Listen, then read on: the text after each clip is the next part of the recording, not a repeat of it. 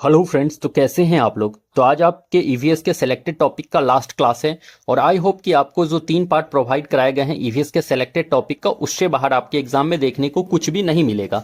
तो 3 पार्ट को आप लोग जाके अच्छे से देख लेंगे, ठीक है। और इससे बाहर तो आपके एग्जाम में नहीं ही देखने को मिलेगा, ये मेरा 100% आपसे दावा है। तो चलिए हम लोग अपने क्लास की शुरुआत कर लेते हैं। ऊर्जा के स्रोत जो कार्बन उत्सर्जन में वृद्धि नहीं करते हैं में शामिल है। तो कार्बन विसर्जन में वृद्धि कौन नहीं करता है? नाभिक ऊर्जा संयंत्र, सौर सेल, पवन चक्की या उपयुक्त में से एक से अधिक। तो यहाँ जो आंसर होगा वो नाभिक ऊर्जा संयंत्र भी होगा, सौर सेल भी होगा और पवन चक्की भी होगा। तो यहाँ जो करेक्ट आंसर देखने को मिलेगा option number D will be our correct answer. Okay, उपयुक्त में से एक से अधिक, more than one of the above. Option number D will be our correct answer. देखिए, अब एक चीज याद रखिए आप लोग, न्यूक्लियर एनर्जी, ठीक है, ये भी आपके लिए इंपॉर्टेंट बन जाता है। न्यूक्लियर एनर्जी, न्यूक्लियर एनर्जी में देखिए नाभिक की ऊर्जा जिसे कहा जाता है हिंदी में। तो न्यूक्लियर एनर्जी में जो है रेडियो एक्टिव एलिमेंट के रूप में क्या कार्य करता है? तो radio active element, radio active, क्योंकि पूछ लिया जाता है कि नाभिक की ऊर्जा में या न्यूक्लियर एनर्जी में रेडियो एक्टिव एलिमेंट के रूप में क्या कार्य करता है। तो रेडियो एक्टिव एलिमेंट के रूप में काम करेगा uranium, uranium, thorium, thorium, uranium, thorium, radium etcetera, ठीक है। यूरेनियम, थोरियम, रेडियम, ये सब क्या है? रेडियो एक्टिव एलिमेंट है, ठीक है। उसके बाद फिर याद रखिए न्यूक्लियर एनर्जी बेस्ड किस में है? तो न्यूक्लियर एनर्जी में तो भाई बेस्ड जो है वो न्यूक्लियर फ्यूजन और फिजन दोनों पे बेस्ड है। मतलब कि न्यूक्लियर एनर्जी जो है किस पे आधारित है? तो nuclear energy nuclear fusion and fission दोनों पे आधारित है। Nuclear fission and nuclear fusion, ठीक है, दोनों पे आधारित है हमारा न्यूक्लियर एनर्जी। इतना बात को याद रख लेंगे। अब देखिए न्यूक्लियर फिजन का स्टार्ट किसके द्वारा होता है पता है आप लोगों को? तो न्यूक्लियर फिजन का जो शुरुआत होता है मेरे भाई वो न्यूट्रॉन की बमबारी के द्वारा होता है। न्यूक्लियर फिजन का स्टार्ट जो होता है न्यूट्रॉन की बमबारी के द्वारा ही होता है। और न्यूक्लियर फ्यूजन का एक एग्जांपल आप लोग याद रखेंगे, एग्जांपल से पूछ लेगा न्यूक्लियर फ्यूजन का। तो न्यूक्लियर फ्यूजन का एग्जांपल क्या क्या है? तो एटम बॉम्ब जो है वो न्यूक्लियर फ्यूजन पे ही बेस्ड है। एटम बॉम्ब न्यूक्लियर फ्यूजन पे बेस्ड है। और न्यूक्लियर रिएक्टर जो है वो भी जो है न्यूक्लियर फ्यूजन पे ही बेस्ड है। आपसे पूछ लिया कि एटम बम किस पे बेस्ड है? तो एटम बम जो मेरे भाई वो बेस्ड है न्यूक्लियर फिजन पे बेस्ड है। एटम बम किस पे बेस्ड है? तो न्यूक्लियर फिजन पे बेस्ड है। और न्यूक्लियर रिएक्टर किस पे बेस्ड है? तो ये भी न्यूक्लियर फिजन पे ही बेस्ड है। इस बात को याद रखेंगे। अब पूछ लेगा आपसे न्यूक्लियर फ्यूजन पे क्या बेस्ड है? न्यूक्लियर फ्यूजन पे क्या बेस्ड है, इससे क्वेश्चन पूछ लेता है। तो न्यूक्लियर फ्यूजन में एग्जांपल में बेस्ड क्या क्या है? तो आपका देखिए सूर्य का जो लाइट है, तारा का जो लाइट है, लाइट, और जो हाइड्रोजन बम है, हाइड्रोजन बम, ये सब न्यूक्लियर फ्यूजन पे आधारित है, ठीक है। ये सभी किस पे आधारित है? सूर्य का प्रकाश, तारा का प्रकाश, हाइड्रोजन बम, ये सब न्यूक्लियर फ्यूजन पे आधारित है। और न्यूक्लियर फिजन पे क्या आधारित है? तो एटम बम और न्यूक्लियर रिएक्टर जो है न्यूक्लियर फिजन पे आधारित है। इतना बात ध्यान में रख लेंगे। चलिए फिर नेक्स्ट स्लाइड में। हरे पौधे सूर्य की ऊर्जा का ग्रहण करते हैं और उसे खाद्य ऊर्जा में परिवर्तित करते हैं। कितना परसेंट करता है? 1%, 5%, 10%, इनमें से कोई नहीं। मतलब पूछा है कि हरा पौधा जो है वो सूर्य की ऊर्जा का कितना परसेंट लेता है, ठीक है, और खाद्य ऊर्जा में कितना परसेंट को परिवर्तित करता है। तो देखिए मेरे भाई, वो जो ले लेता है ना सूर्य जो है, अपने हरा पौधा जो है सूर्य की ऊर्जा का कितना परसेंट लेता है? तो हमेशा 1% ही लेता है, ठीक है। 1% लेता है सूर्य की ऊर्जा का हरा पौधा, ठीक है। कितना? 1% लेता है, ठीक। क्लियर हो गया इतना बात? चलिए फिर नेक्स्ट क्वेश्चन में। निम्नलिखित में से कौन सा पारिस्थितिकी तंत्र में गैसीय जैव भू रासायनिक चक्र नहीं है? कार्बन चक्र, जल चक्र, नाइट्रोजन चक्र, सल्फर चक्र। यहां क्या पूछा है? नहीं पूछा है। गैसीय भू रासायनिक चक्र नहीं है, नहीं पे ध्यान देना है। तो गैसीय चक्र कौन सा नहीं है इसमें? अब देखिए कार्बन चक्र जो मेरे भाई वो है, तो वो तो गैसीय चक्र है, गैसीय चक्र, गैसियस साइकिल, ठीक है, गैसीय चक्र है। जल चक्र जो है ये भी गैसीय चक्र है, गैसीय चक्र। नाइट्रोजन साइकिल जो है या नाइट्रोजन चक्र जो है ये भी आपका गैसीय चक्र है, गैसीय चक्र। यहां क्या पूछा है, गैस ये चक्र नहीं है, तो नहीं में कौन सा है, तो सल्फर चक्र, ये सेडिमेंट्री चक्र है, सेडिमेंट्री साइकिल या अवसादी चक्र कहा जाता है जिसे, अवसादी चक्र। तो यहां जो करेक्ट आंसर देखने को मिलेगा option number D, option number D is our correct answer. नहीं पूछा है ना, तो ऑप्शन नंबर डी होगा, सल्फर चक्र जो है हमारा गैसीय चक्र नहीं है। अब एक चीज याद रखिए आप लोग, जैव भू रासायनिक चक्र, देखिए जैव भू रासायनिक चक्र में देखिए रासायनिक जैव भू रासायनिक चक्र में याद रखिए आप लोग को दो टाइप का होता है। एक तो पहला हो जाता है गैसियस साइकिल, मतलब गैसीय चक्र, गैसियस साइकिल, और एक हो जाता है सेडिमेंट्री साइकिल, अवसादी चक्र। ठीक है, सेडिमेंट्री साइकिल, ठीक है, गैसियस साइकिल और सेडिमेंट्री साइकिल। अब गैसियस साइकिल में देखिए क्या क्या आ जाएगा, गैसियस साइकिल में पहला तो आ जाएगा कार्बन चक्र, कार्बन साइकिल आपका क्या है, तो गैसियस साइकिल है, कार्बन साइकिल। सेकेंड याद रखिए वाटर साइकिल, जिसको जल चक्र कहते हैं, तो ये सब क्या है, गैसियस चक्र है, गैसियस साइकिल है। और थर्ड में याद रखिए नाइट्रोजन साइकिल, नाइट्रोजन साइकिल, ठीक। और सेडिमेंट्री साइकिल में क्या, या अवसादी चक्र में कौन कौन सा आ जाएगा, तो अवसादी चक्र में मेरे भाई आ जाएगा आपका फॉस्फोरस चक्र, फॉस्फोरस चक्र, ठीक। दूसरा याद रखिए आप लोग कैल्शियम चक्र, कैल्शियम चक्र। और तीसरा याद रखिए क्या, सल्फर चक्र, सल्फर चक्र। ये टीआरई 1 का क्वेश्चन है, टीआरई 1 में पूछा हुआ क्वेश्चन है, इसको अच्छे से देख लेना, ठीक है। पूछ लेगा आपसे कि गैसियस साइकिल में कौन सा आता है या फिर सेडिमेंट्री साइकिल में कौन सा आता है, तो गैसियस या फिर गैसियस साइकिल में कौन सा आ जाएगा, carbon cycle, water cycle, nitrogen cycle क्या है, गैसियस साइकिल का उदाहरण है। और सेडिमेंट्री साइकिल का एग्जाम्पल क्या है, तो phosphorus cycle, calcium cycle and sulphur cycle जो है सेडिमेंट्री साइकिल का एग्जाम्पल है, ठीक है। और एग्जाम्पल से क्वेश्चन हमेशा बीपीएससी का ट्रेंड रहा है एग्जाम्पल से क्वेश्चन पूछने का, तो अच्छे से देख लियो, ठीक है। चलो फिर नेक्स्ट स्लाइड की तरफ। मेथोग्लोबिनेमिया किसके दूषित पानी पीने से होता है। पहली बात की मेथोग्लोबिनेमिया को ना मेरी भाई ये ब्लू बेबी सिंड्रोम भी कहा जाता है, ब्लू बेबी सिंड्रोम। आपको मेथोग्लोबिनेमिया ना देकर के ब्लू बेबी सिंड्रोम देगा तो कंफ्यूज हो जाएगी, इसलिए इसका नाम जानना जरूरी है, ब्लू बेबी सिंड्रोम भी कहा जाता है। तो ये ब्लू बेबी सिंड्रोम या मेथोग्लोबिनेमिया जो होता है ये किसके दूषित पानी पीने से होता है, फोस्फेट, नाइट्रेट, कैडमियम या मरकरी। तो ये जो होता है आपका नाइट्रेट से दूषित पानी पीने के कारण आपको मेथोग्लोबिनेमिया होता है, नाइट्रेट के कारण, ठीक है, नाइट्रेट, ठीक, नाइट्रेट। अब नाइट्रेट से आपका मेथोग्लोबिनेमिया होता है। कैडमियम के दूषित पानी पीने से क्या होगा, तो कैडमियम से हो जाता है इटाई इटाई इटाई इटाई या आउच आउच, इटाई इटाई या आउच आउच, ये कैडमियम से दूषित पानी पीने से होता है, ठीक है, इटाई इटाई या आउच आउच।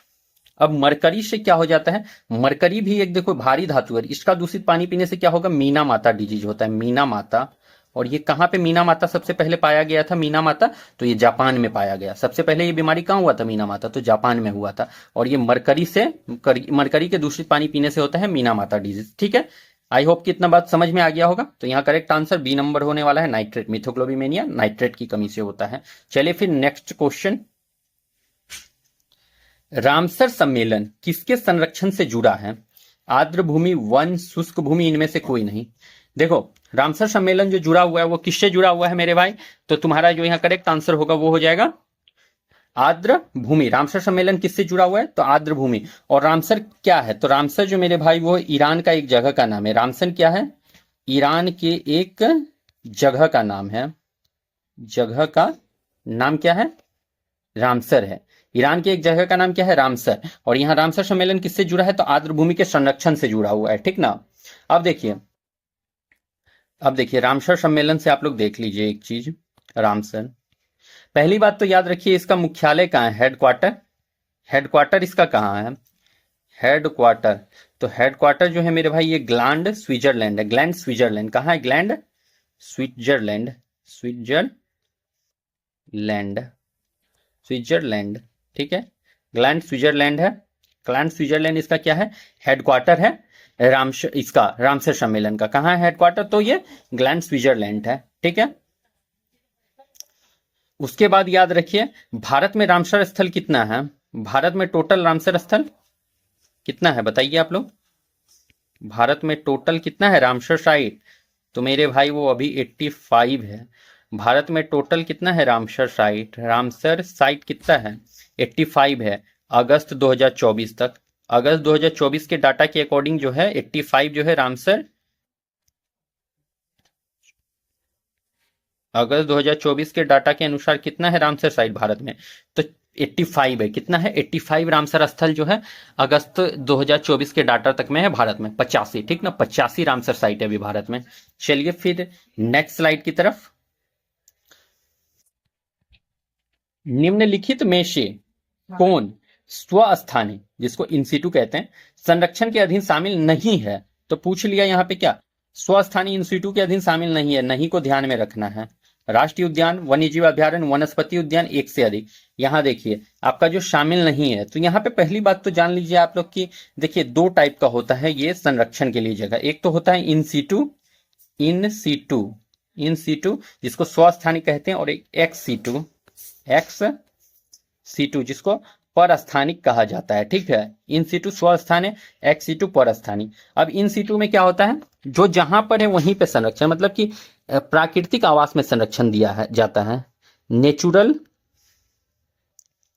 हैबिटेट में संरक्षण दिया जाता है, हैबिटेट में संरक्षण, मतलब कि प्राकृतिक आवास में संरक्षण दिया जाता है। ठीक है, इन सीटू का मतलब हो गया क्या, जो जहां पर है उसी जगह संरक्षण दे दीजिए उसको, मतलब कि प्राकृतिक आवास में ही संरक्षण दे दिया जाता है आपको। इसी को कहा जाता है स्वस्थानी या इन सीटू। और एक्स सीटू क्या होता है, वहां से ले जाकर दूसरे जगह इसको संरक्षण दिया जाता है। इसको प्राकृतिक आवास में संरक्षण नहीं दिया जाता है, इसको दूसरे जगह ले जाकर संरक्षण दिया जाता है। इसको क्या करते हैं हम, दूसरे जगह ले जाकर, दूसरे जगह ले जाकर इसको आर्टिफिशियल हैबिटेट में संरक्षण दिया जाता है, मतलब दूसरे जगह ले जाकर संरक्षण देते हैं हम, संरक्षण देते हैं। मतलब इसको नेचुरल हैबिटेट में संरक्षण नहीं दिया जाता, कहीं पे एक जगह बनाया जाता है वहां पे इसको संरक्षण दिया जाता है, इसे ही एक्सीटू कहा जाता है। ठीक, अब देखिए एक्सीटू का एग्जाम्पल याद रखना बेहद इंपॉर्टेंट हो जाता है। अब एग्जाम्पल में क्या किया जाएगा एक्सीटू में, जैसे कि जू हो गया, जितने भी आर्टिफिशियल मैन मेड जितने भी है ना मेरे भाई, सभी एक्सीटू में आएगा। सिंपल सा लॉजिक याद रखना, जितने भी मैन मेड हो जाएंगे सब एक्सीटू में आएगा, पर स्थाने में आएगा। ठीक है, जू गार्डन, जू गार्डन, नर्सरी, नर्सरी। उसके बाद याद रख लो जीन बैंक, जीन बैंक, ये सब क्या है, ये सब एक्सीटू में है। ठीक है, जीन बैंक एक्सेट्रा, ये सब क्या है एक्सीटू में, जितना भी मैन मेड है सब एक्सीटू में आएगा। जू आ जाए, गार्डन आ जाए, नर्सरी आ जाए, जीन बैंक एक्सेट्रा। अब यहाँ पे क्या पूछा है, निम्नलिखित में कौन स्वस्थान है इन सीटू के शामिल नहीं है? तो देखो राष्ट्रीय उद्यान ये इन सीटू में शामिल है, वन्य जीव अभ्यारण्य ये भी इन सीटू में शामिल है। नहीं पूछा है तो यहाँ पे वनस्पति उद्यान, ये देखो उद्यान टाइप का आया ना वर्ड, तो ये जो मेरे भाई ये है आपका एक्सीटू में शामिल है। यहाँ पे पूछा है कौन शामिल नहीं है इन सीटू में, तो यही शामिल नहीं है, वनस्पति उद्यान। ये किस में शामिल है तब, ये एक्सीटू में शामिल है, वनस्पति उद्यान। ठीक है, इतना बात आई होप कि समझ में आ गया होगा आप लोगों को। ठीक, चलिए फिर नेक्स्ट स्लाइड की तरफ। पारी तंत्र में वाई आकार का ऊर्जा प्रवाह मॉडल किसने दिया? तो वाई आकार का ऊर्जा प्रवाह जो मॉडल जो दिया है मेरे भाई, कौन दिया है बता दो, लिंडमैन, ऑडम, क्लीमेंट, इनमें से कोई नहीं। तो वाई आकार जो दिए हैं आपके, वो दिए हैं ऑडम भाई साहब दिए हैं। कौन दिए हैं, वाई आकार का ऊर्जा प्रवाह मॉडल, ऑडम दिए हैं, ऑडम दिए हैं वाई आकार का ऊर्जा प्रवाह मॉडल। ठीक है, लिंडमैन क्या दिए हैं, लिंडमैन ने 10% ऊर्जा का नियम दिया है, 10% ऊर्जा का नियम। कौन दिया है 10% ऊर्जा का नियम, तो लिंडमैन ने दिया है। 10% ऊर्जा का नियम किसने दिया, तो लिंडमैन ने दिया है। ठीक है, लिंडमैन ने। ठीक, देखिए 10% ऊर्जा का नियम में क्या होता था, देखिए 10% का ऊर्जा में रहता है क्या कि जैसे टोटल 100%, मान लो क्या टोटल 100% ऊर्जा है। ठीक है, 100% ऊर्जा है, तो जब इसको कोई खाता है, मान लो क्या एक पेड़ पौधा है, उसको कोई खाता है, तो ऊर्जा जो है दूसरे जैसे जानवर है, तो उसमें जो ट्रांसफर होगा मात्र 10% होगा, और जो 90% होता है वो इन्वायरमेंट में लॉस हो जाता है। ठीक ना, मतलब कि सिंपल सा बात है, मान लो 100% ऊर्जा है ना, तो इसमें से 10% ही जो है दूसरे जानवर में ट्रांसफर होगा, एक जानवर से दूसरे जानवर में ट्रांसफर, और 90% जो होता है ना वो इन्वायरमेंट में लॉस हो जाता है, इन्वायरमेंट में लॉस हो जाता है। इसे ही कहा जाता है 10% का नियम। ठीक है, ऊर्जा का 10% का नियम कौन दिया है? तो लिंडमैन दिया है। तो इसमें होता क्या है, देखो जैसे मान लो एक ऊर्जा 100% ऊर्जा है, तो जब उसको कोई दूसरा चीज खाएगा ना, तो उसमें सिर्फ 10% ही ट्रांसफर होगा, और 90% जो होता है वो इन्वायरमेंट में लॉस हो जाता है। इसी को ही ऊर्जा का 10% नियम कहा जाता है, और ये दिया गया है लिंडमैन के द्वारा। ठीक है, इस तरह से याद रख लेना।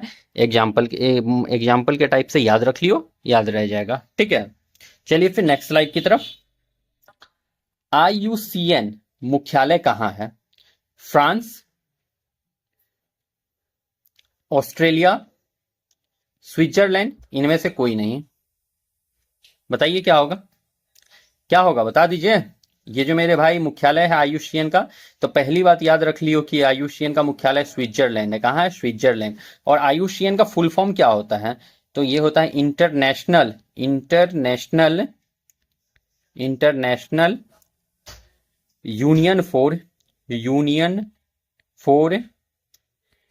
कंजर्वेशन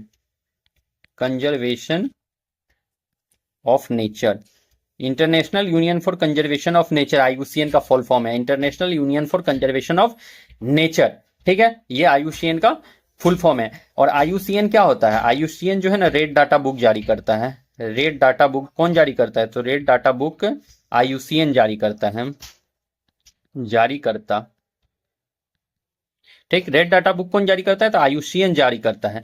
और रेड डाटा बुक में क्या रहता है? तो रेड डाटा बुक में मेरे भाई ये क्या है? ये एक दस्तावेज है, दस्तावेज है। रेड डाटा बुक क्या है? तो दस्तावेज है जिसमें दुर्लभ प्रजाति रिकॉर्ड होते हैं। दुर्लभ प्रजाति, दुर्लभ प्रजाति के जैसे पेड़ पौधा, पेड़, जानवर, कवक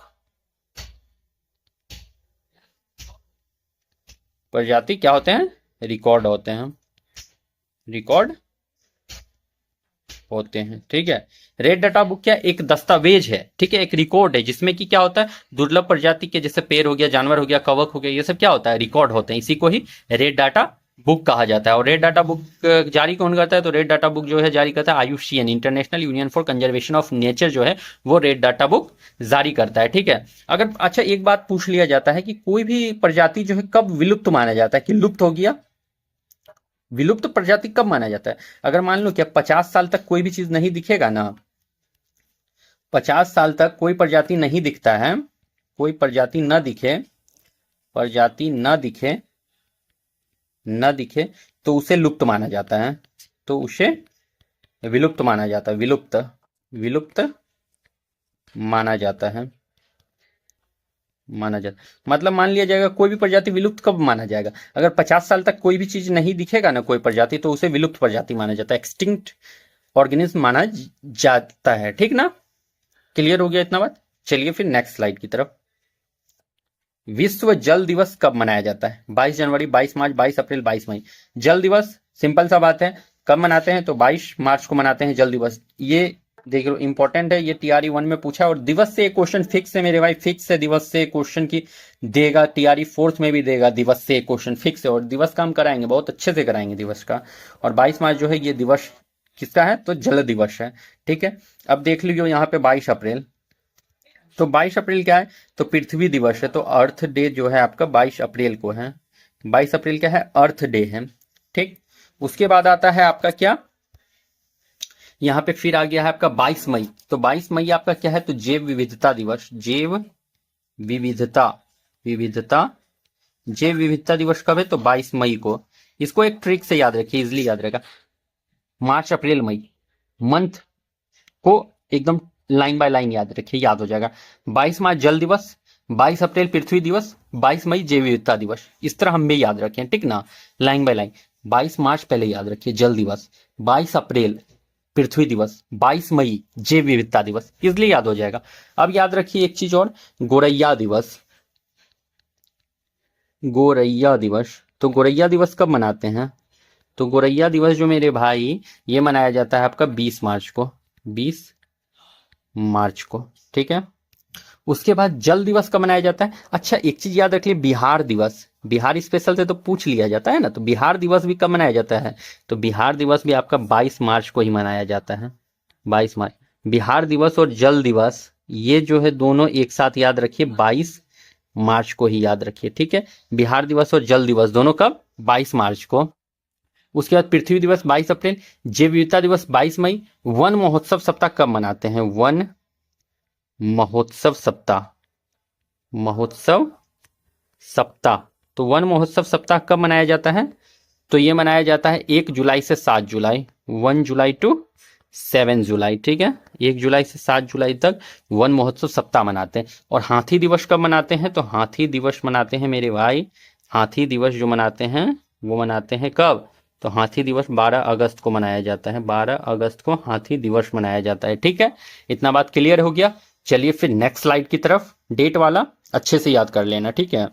नेक्स्ट, न्यूट्रॉन मंदक के रूप में कार्य करता है, भारी जल ग्रेफाइट कैडमियम। तो न्यूट्रॉन मंदक के जो रूप में कार्य करता है मेरे भाई, वो करेगा आपका, क्या करेगा? तो यहाँ पे देखिए, भारी जल भी न्यूट्रॉन मंदक के रूप में कार्य करता है, और ये जो जल है दोनों न्यूट्रॉन मंदक के ही रूप में कार्य करता है, ठीक ना।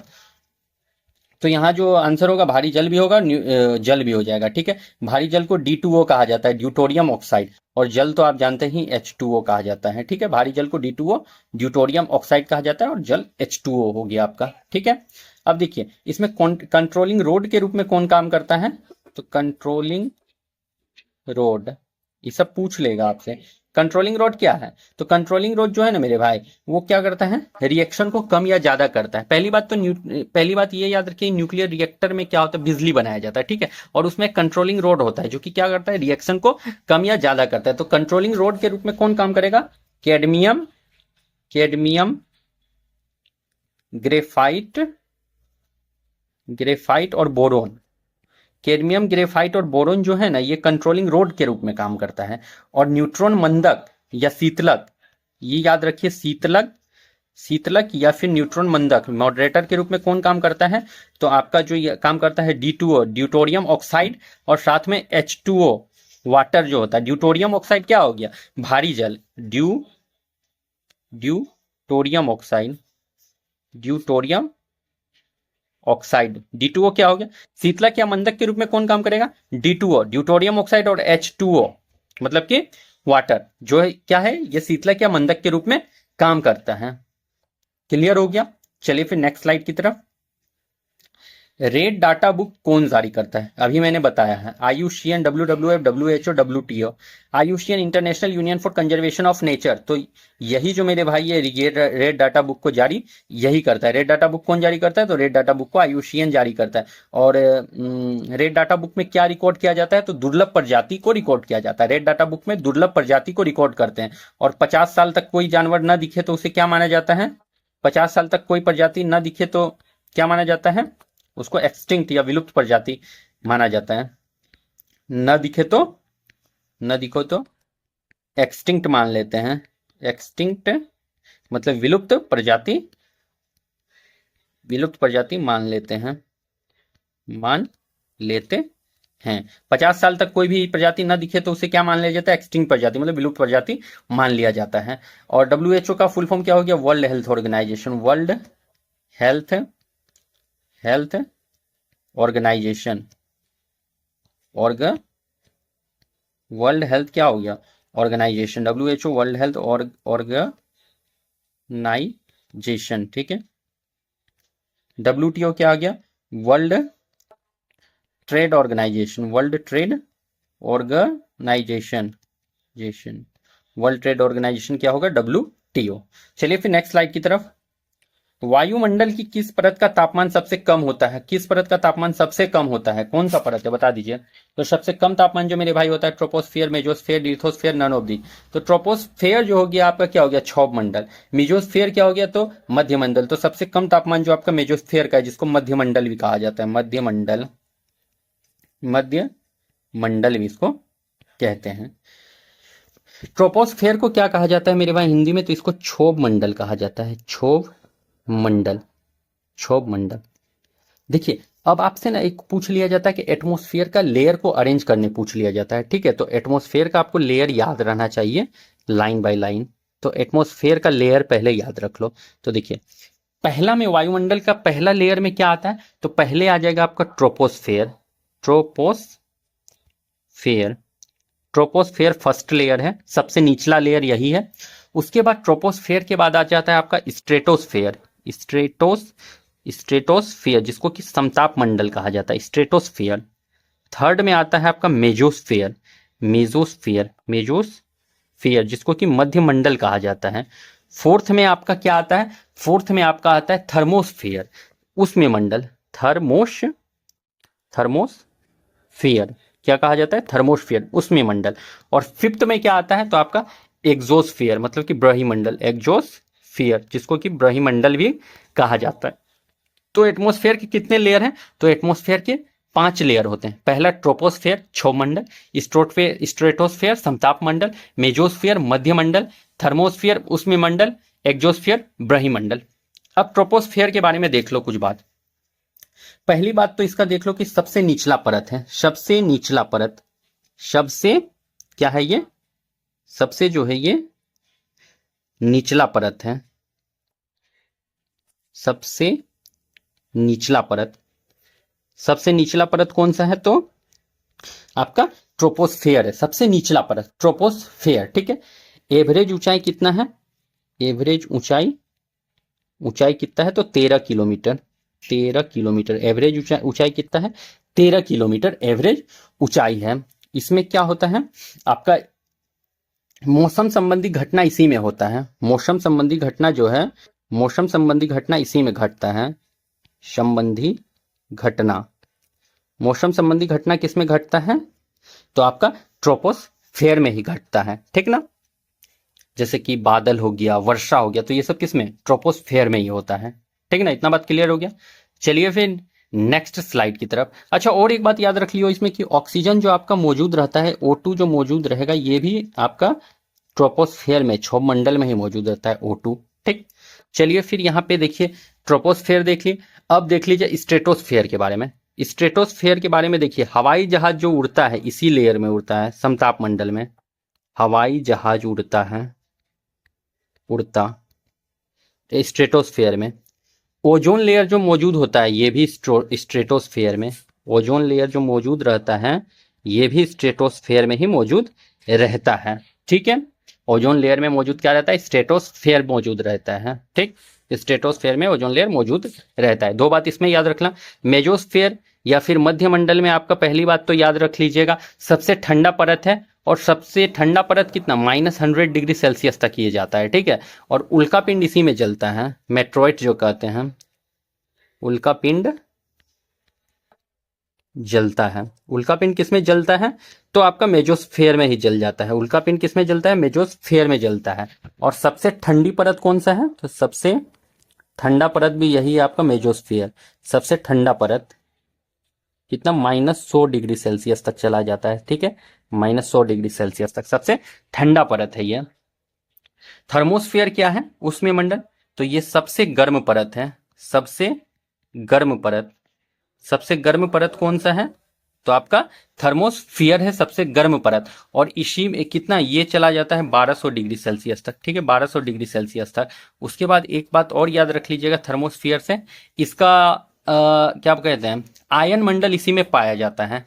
आयन मंडल, आयन मंडल, आयन मंडल पाया जाता है, पाया जाता।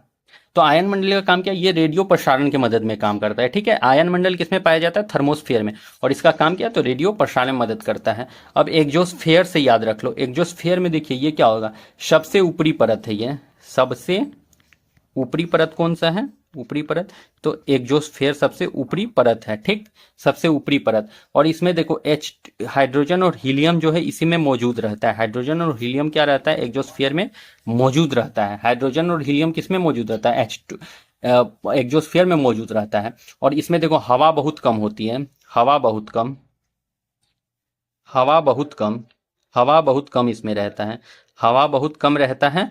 और इसमें एक चीज और, गुरुत्वाकर्षण भी कम रहता है, ग्रेविटेशनल फोर्स भी कम रहता है, गुरुत्वाकर्षण भी कम रहता है, गुरुत्वाकर्षण कर्षण भी कम, गुरुत्वाकर्षण कम। तो इतना बात याद रखिएगा, एग्जोस्फियर से सबसे ऊपरी परत है, हाइड्रोजन और हीलियम प्रेजेंट रहता है, हवा बहुत कम होता है और एक गुरुत्वाकर्षण बहुत कम होता है इसमें। इतना बात आप लोग याद रख लीजिएगा एग्जोस्फियर से रिलेटेड। तो आई होप कि आपको अच्छे से समझ में आ गया होगा। और यहाँ देखिए जितना भी डिस्कशन करा दिया, इससे बाहर शायद ही कोई देखने को मिले, इससे बाहर तो ना के बराबर ही देखने को मिलेगा, ठीक है। यहीं से आपको क्वेश्चन एक ना एक छपता हुआ दिख जाएगा आपके एग्जाम में। चलिए फिर नेक्स्ट स्लाइड की तरफ। भारत में मीथेन का स्रोत है, तो मीथेन का स्रोत क्या है मेरे भाई? धान का खेत। अच्छा धन लिखा गया, यहाँ पे धान होना चाहिए, धान का खेत, ठीक है, धान है यहाँ पे, धान का खेत, गन्ने का खेत, गेहूं का खेत, इनमें से कोई नहीं। तो मीथेन का स्रोत यहाँ पे जो दिया हुआ है इसके अकॉर्डिंग तो यहाँ पे धान का खेत आपका मीथेन का स्रोत है, ठीक है। मीथेन का स्रोत कौन सा है? धान का खेत। और भी मीथेन का स्रोत में याद रखिए, देखिए कि जैसे कि चौपायों की मुंह, चौपायों मतलब समझ रहे हैं, तो चार पैर वाला जानवर जैसे गाय भैंस ये सब हो गया, गाय भैंस कुत्ता, तो चौपायों के मुंह से भी जो है मीथेन निकलता है, चौपायों के मुंह से भी मीथेन निकलता है, ठीक है। उसके बाद गोबर से भी आपका मीथेन निकलता है, काव डंग जिसे कहा जाता है, उससे भी निकलता है मीथेन। गोबर मतलब काव डंग, उससे भी मीथेन निकलता है। आर्द्र भूमि स्थल, आर्द्र भूमि स्थल, आर्द्र भूमि स्थल से भी मीथेन ही निकलता है। तो मीथेन कहां से निकलता है? पहली बात तो धान का खेत याद रख लीजिए, चौपायों के मुंह, गोबर और आर्द्र भूमि स्थल। और ये भी टीआरई 1 का क्वेश्चन है, जितना भी क्वेश्चन है सब पूछा गया क्वेश्चन है और मोस्ट इंपॉर्टेंट क्वेश्चन है। और आई होप कि आपको जो क्वेश्चन देखने को मिलेगा इन्हीं सभी टॉपिक से मिलेगा, तो इन सभी तीनों पार्ट को आप लोग अच्छे से देख लेंगे। 3 पार्ट आपको ईवीएस से सिलेक्टेड टॉपिक का करा है, तो तीनों पार्ट अच्छे से देख लीजिएगा। और आज आपका ईवीएस का सिलेक्टेड टॉपिक खत्म हो गया। तो चलिए फिर हम लोग मिलते हैं अपने किसी नेक्स्ट क्लास में, तब तक आप लोग अपनी स्टडी को कंटिन्यू कीजिए। तो चलिए फिर बाय, थैंक यू।